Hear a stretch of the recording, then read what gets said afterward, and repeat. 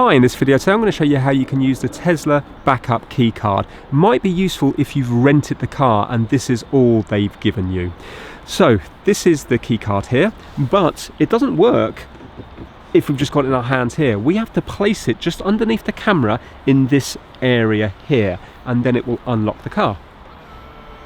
So right now the car has now been unlocked and we've got access to it.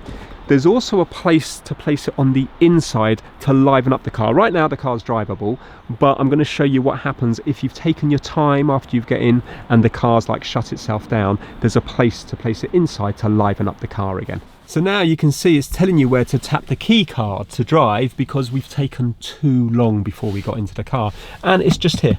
So all we have to do is press put this down here.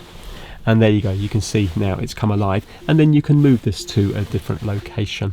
Now to lock the door, we also need to place it on the pillar outside, and it will only work on the driver's side, not the passenger side. So now let's go out the car and lock the door. And now to lock it again, we're just going to put it in this region here. And you can see now the car is now locked. So that's how to use the little backup key card. Thanks for watching.